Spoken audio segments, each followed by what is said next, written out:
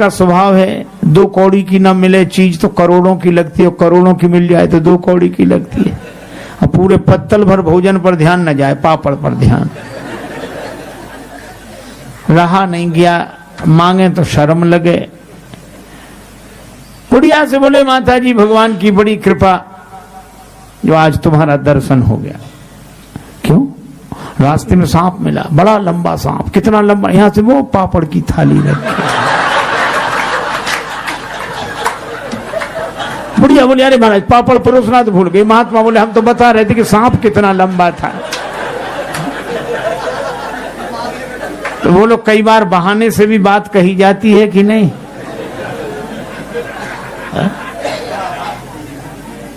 लेकिन बहाने सब जगह काम नहीं आते। एक आदमी के घर आया मेहमान, जाए नहीं। पति ने पत्नी से कहा कि मेहमान नहीं जाता, वो और खिलाओ पिलाओ, स्वागत करो, काहे को जाएगा वो। अच्छा का मजाक मत करो। पत्नी बोली, एक उपाय है, बुखार हो, मेहमान हो, जुकाम हो, ज्वर जुकाम और पाहुना, इनका एक उपाय, लंगन दे दो तान के, फिर न वापस आए। तो उसको लंघन कैसे दें भाई? वो घर में भोजन बने तो उसको कैसे ना दें? बोले आज मत बनाओ। करना बने, इसका कारण? बोले लड़ाई। लड़ाई हम लोगों में होती नहीं कि झूठी लड़ाई कर लो। अब पति ने डांटना शुरू किया, पत्नी ने रोना शुरू किया। पत्नी बोली, मुझे ही डांटते रहते हो, आज मैं भोजन ही नहीं बनाऊंगी। पति बोला, मत बनाना। अब मेहमान ने सुना कि जब इन्हीं को नहीं मिल रहा है तो हमें। सो उसने अपना थैला उठाया, पति पत्नी भीतर से देख रहे, थैला उठा के गया। पति बोला पत्नी से कि काहे को रो रही हो? हम तो झूठा डांटा था, कोई सच्चा थोड़ा ही। तो पत्नी बेचारी चुप हो गई कि मैं भी तो झूठे ही रो रही थी, सच थोड़े ही रो रही थी। संयोग की बात, तब तक मेहमान फिर हाजिर हुए। हम भी तो झूठे ही गए थे, कोई सच्चे थोड़े ही गए थे। तो कई बार बहाने से भी बात बनती नहीं।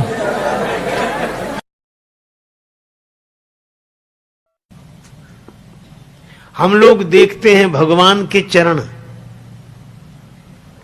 और मन लगा रहता है अपने चरणों में।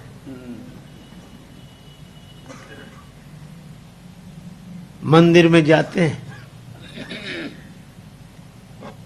जूते बाहर ही उतार देने पड़ते हैं। भगवान के चरणों का दर्शन करते हैं और सोचते हैं ये कोई ले ना जाए, बाहर पड़े हैं। एक व्यक्ति ने तो बड़े विचित्र ढंग से स्तुति करना शुरू किया।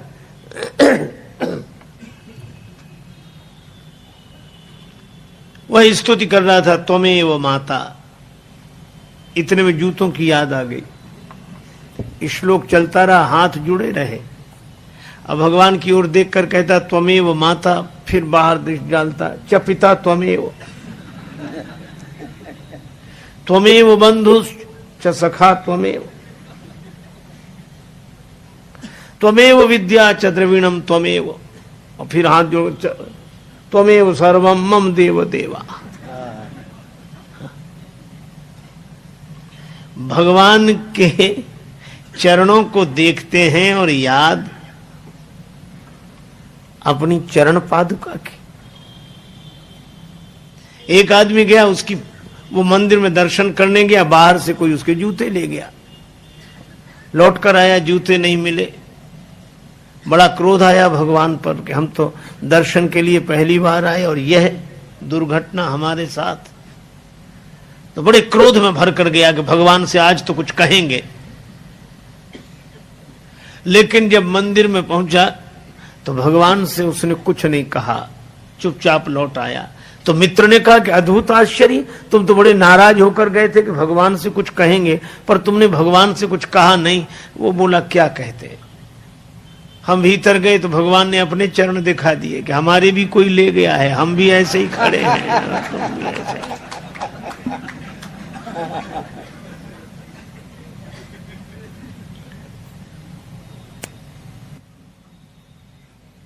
आप विचार करो, श्री सीता जी लंका में हैं, अशोक वाटिका में हैं, और अपने चरणों में दृष्टि पर मन राम जी के चरण कमलों में।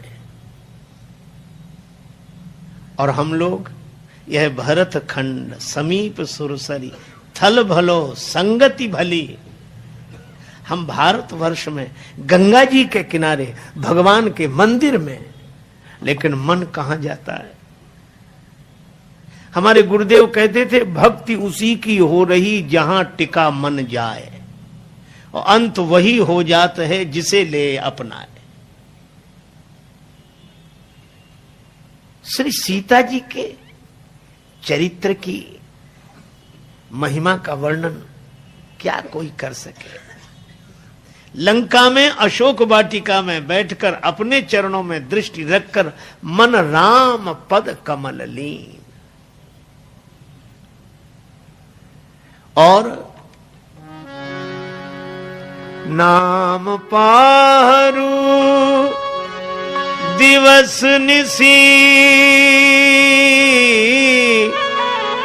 ध्यान तुम्हार कपाट,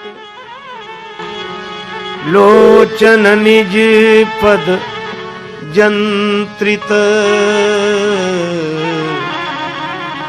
जाहि प्राण के ही बात। अपने चरणों में दृष्टि रखकर मन भगवान के चरणों में लीन, और नाम पाहरो राम राम राम। श्री तुलसीदास जी कहते हैं कि यह श्री राम नाम तो श्री जानकी जीवनम, यह श्री जानकी जी का जीवन है। राम नाम, राम राम, प्राण की रक्षा करने वाला यही है। नाम पाहरो पहरेदार, श्री राम नाम के दो अक्षर, ये दोनों पहरेदार, क्योंकि पहरेदार भी दो तरह के होते हैं। एक पहरेदार जेल में, एक पहरेदार बैंक में। जेल का पहरेदार भीतर वाले को बाहर नहीं आने देता, और बैंक का पहरेदार बाहर वाले को भीतर नहीं जाने देता। तो श्री राम नाम के दो अक्षर, एक तो प्राण को बाहर नहीं आने देते, और दूसरा प्राण लेने वाले को भीतर नहीं जाने देता। नाम पाहरु दिवस निसी, दिन रात राम राम, आई मीच टरत लेत राम नाम के। एक सज्जन बड़े संपन्न आदमी कथा में जाते ही नहीं थे। पत्नी ने कहा कि चले जाओ। बड़ी मुश्किल से एक दिन पत्नी के कहने पर गए। लोगों ने देखा कि संपन्न आदमी पहली बार कथा में आया। कथा शुरू नहीं हुई थी, व्यास जी आकर बैठे थे। लोगों ने उन्हें देखा कि आइए आइए आइए आइए, सब लोग आइए आइए। हो गया, आसन बिछा दिया, कहा बैठिए बैठिए, बैठ गए। कथा शुरू हो इसके पहले ही जाते ही नींद जुड़ाई हुई, सो गए। अब सो गए तो ऐसे आदमी को जगाए कौन? किसी ने नहीं जगाया। कथा पूरी हो गई, व्यास जी भी चले गए, सब श्रोता चले गए। अब वही आदमी बैठा था जिसकी दरी बिछी थी, तो उसने धीरे से जगाया। बोले जाइए, कथा हो गई? हाँ हो गई। बड़ा आनंद आया, बहुत आनंद। घर पहुंच गए। पत्नी ने कहा कथा सुनी? हाँ सुनी, पर वहां 3 तो शब्द, आइए बैठिए जाइए, बस। पत्नी ने कहा अभिमानी आदमी है, दोबारा जाएगा नहीं। कहा ये तुम्हारे लिए मंत्र हैं, कल फिर जाना। तो अपने कमरे में जाकर बैठा। नींद नहीं आ रही थी, कथा में सो के आया था, घर में कैसे नींद आवे। बिजली बंद कर दी, अब लेट है, नींद बैठ गया।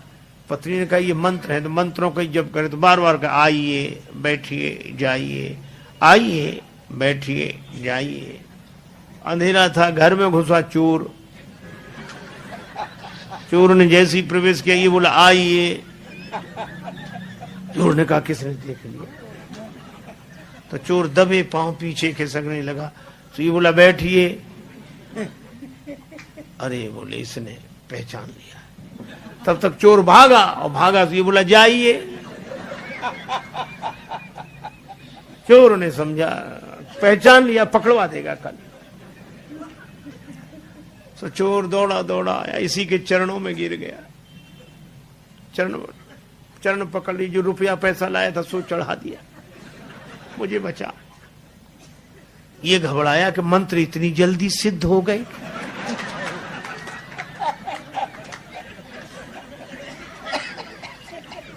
लाइट जलाई, घबराया और देखा एक आदमी हाथ जोड़े खड़ा, रुपया पैसा।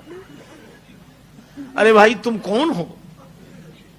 अब वो कहे, आप तो सब जानते हो, हमसे काहे को कहलाते हो, और ले। रुपया पैसा चढ़ा के गया। पत्नी को जगाया कि मंत्र तो बड़ी जल्दी सिद्ध हो गए। पत्नी ने पूरी बात समझकर कहा कि भगवान की असली कथा से ये झूठे शब्द ले आए और असली चोर तुम्हारे शरणागत हो गया। और जिस दिन कथा से सच्चे शब्द पकड़ लोगे, उस दिन काम क्रोध लोभ मोह मद मत्सर ये चोर समर्पित हो जाएंगे। भगवत कथा। लेकिन सोने वाले को तो कथा से कोई लेना देना नहीं। और एक सज्जन तो सोते ही नहीं थे, सपना भी देखते थे। कथा में सो जाएं और सपना देखें। सो गए। बाजार में कपड़े की दुकान थी, सपना देखने लगे, हम दुकान पर बैठे कपड़ा बेच रहे हैं और कथा हो रही है, वो कपड़ा बेच रहे हैं। एक ग्राहक आया, ये कपड़ा क्या भाव दिया? का 5 रुपए मीटर। 5 रुपए मीटर नहीं, कुछ कम करो। 4.5 रुपए मीटर। बोले नहीं 4.5 नहीं। तो वो ग्राहक जाने लगा, तो बोले ले जा 4.5 में। और इतने ही नहीं कहा, ले जा 4.5 में, 2 ही हाथ पसार, आगे वाले भक्त को कुर्ता दीन हो फार।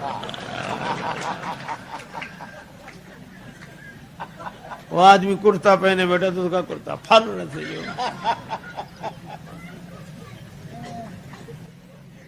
बोला हद कर दी, कथा सुनते हो कपड़े फाड़ते हो? बोला वो ग्राहक चला जाता तो?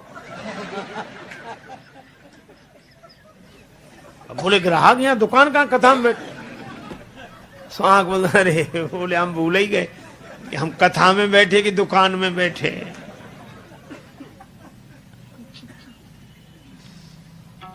तो ऐसे लोगों के लिए नहीं, लागी सुने श्रवण मन लाए। मनोयोग पूर्वक श्रवण करने वाले का दुख भाग जाता है। सीता जी बोली इतनी सुंदर कथा सुनाई तो कथा कहने वाले को भी तो देखें। हनुमान जी बोले बस माता कथा ही सुंदर है, कथा कहने वाला तो बिल्कुल बंदर है, ये छिपा रहे सो अच्छा।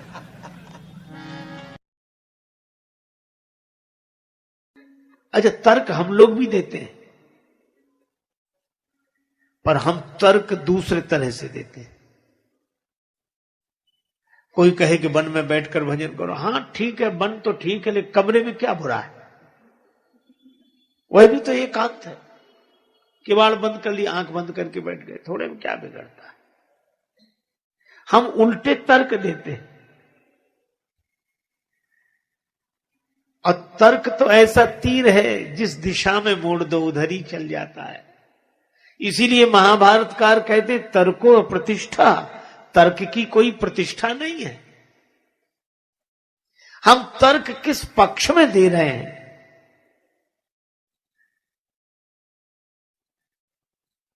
और इसीलिए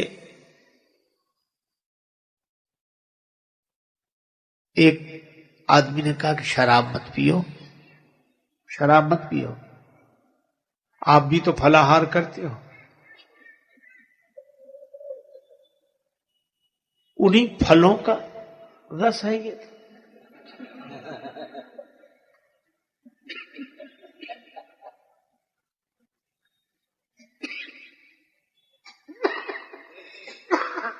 एक सज्जन चिलम लेके कहते थे बम भोले चढ़ाओ। अरे क्यों क्यों? ये गांजा का है, शंकर जी की बूटी है,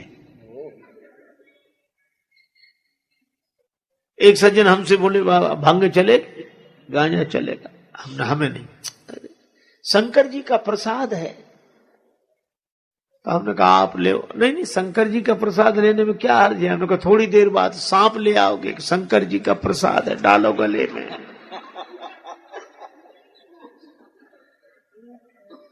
लोगों ने ऐसे ऐसे तर्क दिए।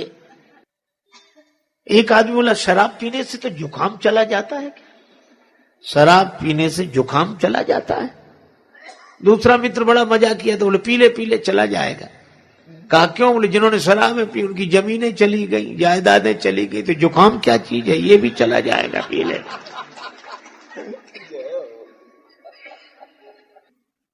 हम अपने सुख भोग के लिए तर्क देते हैं। आज सबसे बड़ी विडंबना यही है कि तर्क भी दिए जा रहे हैं तो अपनी सुख सुविधा की भोग के लिए, तपस्या के लिए नहीं।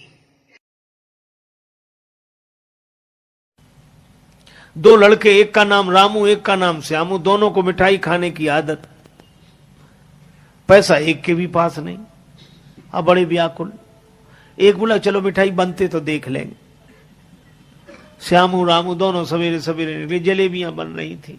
अब देखकर और मन व्याकुल हुआ। श्यामू बोला पैसा तो बाद में मांगेंगे, पहले खाने में बिगड़ता क्या है। चला गया, हलवाई जी जलेबियां कैसे दी? का 20 रुपए किलो। और ठीक है 250 ग्राम दो। खाने लगा। रामू को लगा कि इसके पास पैसा नहीं, खा कैसे रहा है। थोड़ी देर तो उसने धीरज रखा। उसने सोचा जो इसका होगा सो हमारा होगा, हम भी चलते हैं। उसने भी उसी तरह पूछा कि जलेबियां कैसे दी? 20 रुपए किलो, 250 ग्राम दो। खाना शुरू किया, तब तक श्यामू खा चुका था। श्यामू उठकर खड़ा हुआ। हलवाई ने कहा पैसे? श्यामू बोला काहे के पैसे? आते ही 10 का नोट दिया। याद नहीं रखते हो? ऐसे ही दुकानदारी करते हो? अब हलवाई कहे कि नहीं दिया है और श्यामू कहे कि दिया है। रामू ने सोचा मौका अच्छा है, वहीं से बैठे बैठे बोला हलवाई जी इस झगड़े में हमारा 10 का नोट मत भूल जाना।